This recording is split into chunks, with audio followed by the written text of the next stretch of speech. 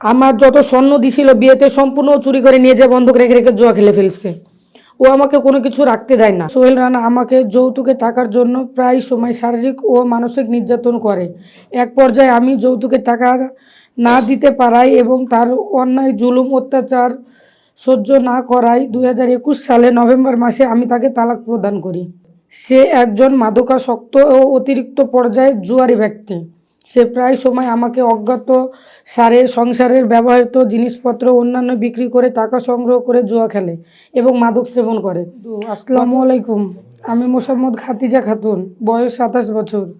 পিতা মৃত হুমায়ুন কবির, মাতা মোসাম্মদ রাহেলা বেগম। গ্রাম বিয়ানাবোনা, পোস্ট রাজাবাড়িহাট, থানা গোদাগাড়ী, জেলা রাজশাহী। আমি একজন সাধারণ পরিবারের সাধারণ মানুষ। সম্মানিত সাংবাদিকবৃন্দ, 2019 সালে 4 মে 4 লক্ষ টাকা দেনমোহর ধার্য করে ইসলামিক শরীয়তে ও বাংলাদেশের আইন অনুযায়ী রেজিস্ট্রিকৃত কাবিননামা মূলে মোহাম্মদ সোহেল রানার বয়স 45 বছর।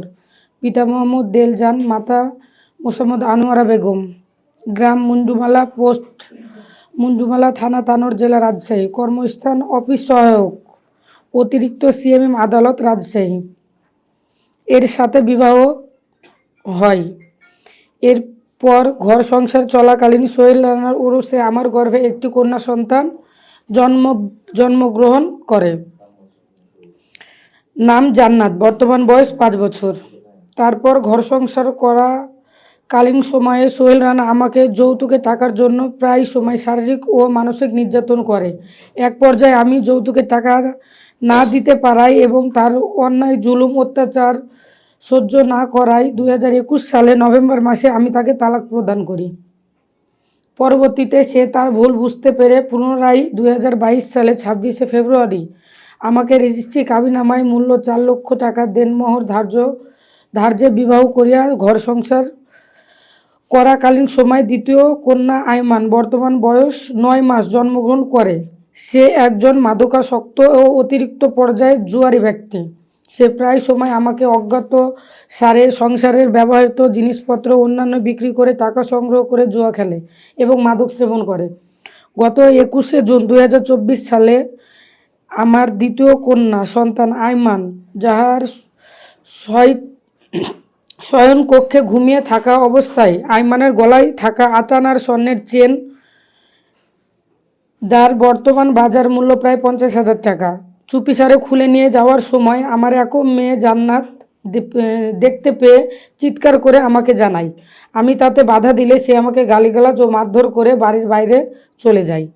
এরপর গত 24শে জুন 2025 রাত আনুমানিক 8টার দিকে আমার ভাড়া বাসার ডাইনিং রুমে সে আমাকে বলে, আমার ভাইয়ের কাছ থেকে আমাকে 2 লক্ষ টাকা যৌতুক এনে দাও, না হলে আমার পুনরায় তালাক দিয়ে বাড়ি থেকে তাড়িয়ে দেবে।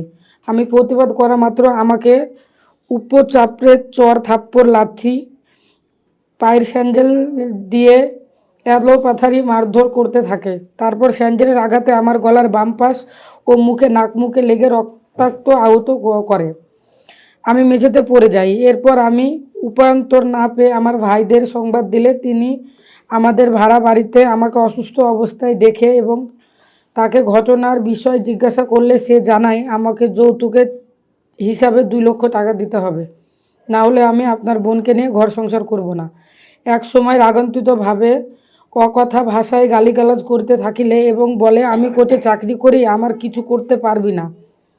উপায়ন্তর না দেখে আমার ভাই আমাকে নাবালক সন্তানদের সহ আমাকে তার বাড়িতে নিয়ে যায়। পরবর্তীতে আমার শারীরিক অবস্থা দেখে রাজশাহী মেডিকেল কলেজ হাসপাতাল ওসিসিতে গত 25/6/2024 তারিখে ভর্তি করে চিকিৎসা গ্রহণ করে। এরপর আমি সুস্থ হয়ে আশা করি যে সে তার ভুল বুঝতে পেরে আমাকে নিয়ে ঘর সংসার করবে। এই আশায় থেকে সোহেল রানা আমার সাথে কোনো রকম যোগাযোগ না করায় পরবর্তীতে আমার ভাইকে সাথে নিয়ে গত 6/7/2024 আনুমানিক বিকেল 4টার সময় উল্লেখিত ঘটনার বিষয় জানিয়ে কাশিরাঙ্গা থানায় অভিযোগ করতে গেলে থানা কর্তৃপক্ষ মামলা না নিয়ে বিজ্ঞ আদালতে মামলা করার পরামর্শ দেয়। এর মধ্যে থানা থেকে ফিরে এসে গত 22শে নভেম্বর 2025 পথের মধ্যে মারধর করে এবং মামলা করতে আমাকে প্রাণে মেরে ফেলবে হুমকি দেয়। পরে আবার 24শে আগস্ট 2025 আমাকে ফোনে গালিগালাজ ও হুমকি দেয় এবং ওই দিন রাত্রে আমি থানাতে যেতে লাগলে পথের মধ্যে আমাকে মারধর করতে থাকে। আশেপাশে মানুষজন জড়ো হলে তারা উদ্ধার করে, না হলে সেই দিনে আমাকে মেরে ফেলতো। এরপর আমি গত 29শে নভেম্বর 2025 জেলা রাজশাহী নারী শিশু নির্যাতন দমন ট্রাইব্যুনালে এর পূর্বে করা 2024 সাল জুলাইয়ের মামলা চালু করি। আসামি অর্থ আমার প্রাচণ্ড স্বামী সোহেল রানা কোর্টের কর্মজীবী হওয়ায় তদন্ত সহ সকল কাজে প্রভাব ঘটিয়ে বাধা সৃষ্টি করে।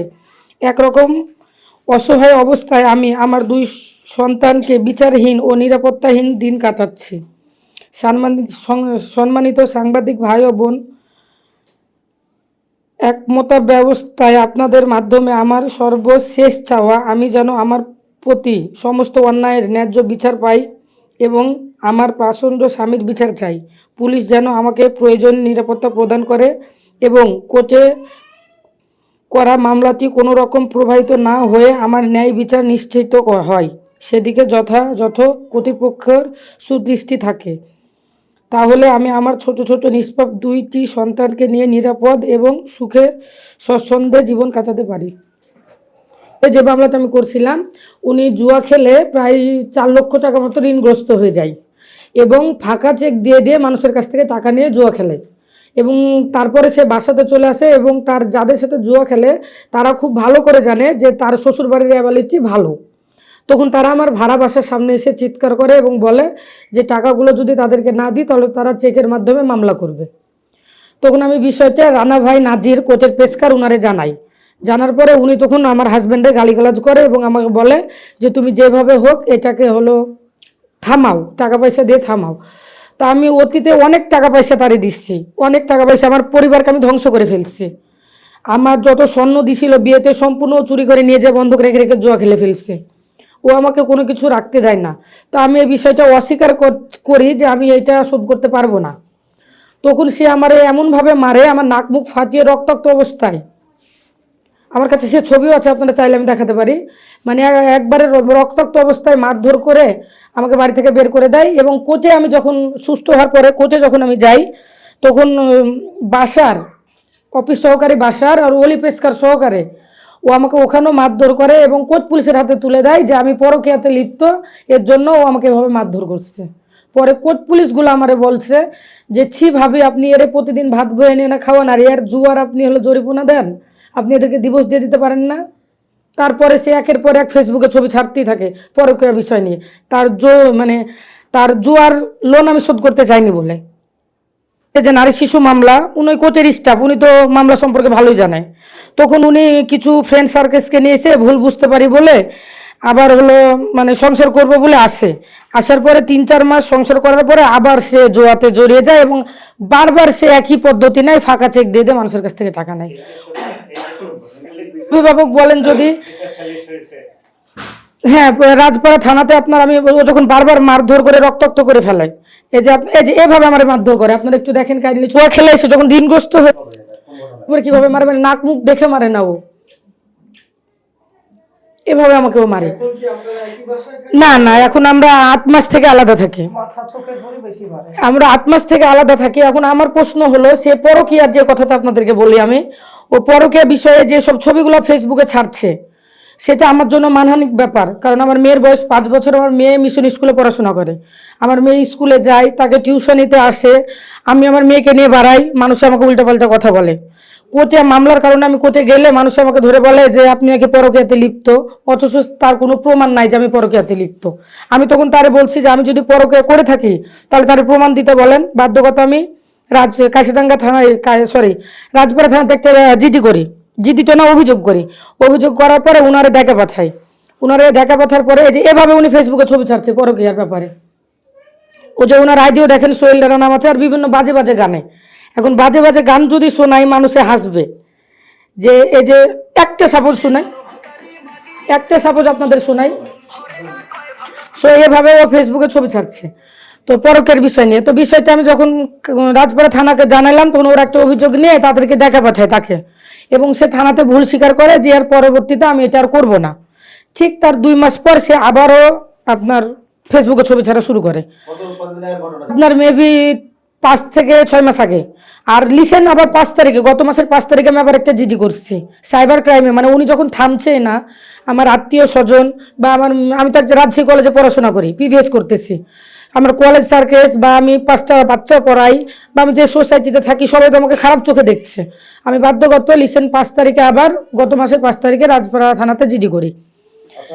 হ্যাঁ, আমি মাঝে মাঝে আমার মেয়েদেরকে নিয়ে টিকটক করি, আমার হাজবেন্ডকে নিয়েও টিকটক করি, আমি আমার হাজবেন্ডকে নিয়েও টিকটক করা আছে আমার, আমাদের কোনো সমস্যা নাই। ওইটা থেকে মানে আমার আইডি থেকে আপলোড দিয়ে উনি উনার আইডিতে ছাড়ছে আর উনার হিস্টোরিতে ছাড়ছে সে খারাপ খারাপ গানে পরকীয়া নিয়ে নিয়ে নিয়ে। আচ্ছা, পরকীয়ার বিষয়টাতে যদি এখন আমি বলি আপনাদেরকে যে পরকীয়া আমি করব, সে আপনার জুয়া খেলে 5 দিন ধরে 4 দিন ধরে নিখোঁজ হয়ে থাকে। তার কোচে আপনারা যে তার পেশকারকে বা তার কর্মীদেরকে জিজ্ঞাসা করলে বুঝতে পারবেন, তাকে বারবার কোথা থেকে শোকজ করে, সে 5 দিন 7 দিন ধরে নিখোঁজ হয়ে থাকে। তখন সে যে নিখোঁজ হয়ে থাকে, জুয়া খেলে নিখোঁজ হয়ে থাকে, তখন কি তার মাথাতে থাকে না যে আমার বউ এখন পরকীয়া করতে পারে বা আমার বউ কারো কাছে যেতে পারে? তখন কেন তার মাথাতে এটা আসে না? আর যখন তার জুয়ার জরিমানার টাকা আমি দিতে চাই না, তখন সে আমাকে পরকীয়া অপবাদ দিচ্ছে। পরকীয়া অপবাদটা কিন্তু ভাই আমাদের সমাজে যে কারোর বিরুদ্ধে দেওয়া যায়, কিন্তু প্রমাণ করতে যে তখন দেখা যায় যে কোনো কিছু নাই। তো তাকে প্রমাণ করতে হবে, আমি সরাসরি বলতেছি যে সে প্রমাণ করুক যে আমি পরকীয়া করছি, সে একটা প্রমাণ দেখ যে আমি পরকীয়া করছি। ছাড়া না, সরি, আমার মেয়ের নামে একটা পেজ আছে জান্নাত ইসলাম, তো ওটাতে আমি মাঝে সাঝে শখ করে ব্লগ ছাড়ি 1-2টা, আর আমার মেয়েদেরকে নিয়ে 2টা, মানে একটা ভালো লাগে না তখন টিকটক করি, এইটুকুই, আর এর বেশি কিছু না। হ্যাঁ, আমি আপনার আমার বিয়ের পর থেকে কিন্তু আমি এরকমভাবে নির্যাতিত হই, আমার বিয়ের পর থেকে আমি নির্যাতিত। আমি কাশিরাঙ্গা থানাতে যখন গেছি প্রায় 5-6 বার কাশিরাঙ্গা থানা আমাদের সমাধান করে দিচ্ছে। রাজপাড়া থানার আন্ডারে আসছি, রাজপাড়া থানাও 5-6 বার আমাদের সমাধান করে দিচ্ছে। তার অফিসে আমি গেছি, তার অফিসে 3-4 বার বসে বসে সমাধান করে দিচ্ছে। পরবর্তীতে যখন তার অফিসে আমি এখন যাচ্ছি, তার ম্যাজিস্ট্রেটও কোনো কথা বলে না, তার সহযোগীও কোনো কথা বলে না, যা শুধু রানা নাজির ভাই বলে যে আমি তারে ডেকে বারণ করে দিব, আর নাহলে তুমি আইনের পদক্ষেপ নাও।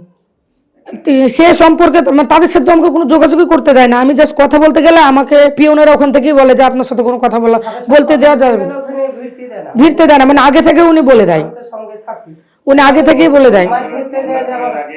বহুবার গেছি, তাদেরকে বহুবার জানাইছি, তারা কি বলে সেটা সে বলতে পারবে আর তারা বলতে পারবে। আমাকে তো তাদের সাথে কথাই বলতে দেয় না, ওখানে ঢুকতে দেয় না, উনি আগেই বলে দেয় স্যারের চেম্বারে ঢুকতে যাবো, পিয়ন বলে যে আপনাদের সাথে স্যার কথা বলবে না বা আপনাদের স্যারের সাথে কথা বলানো যাবে না।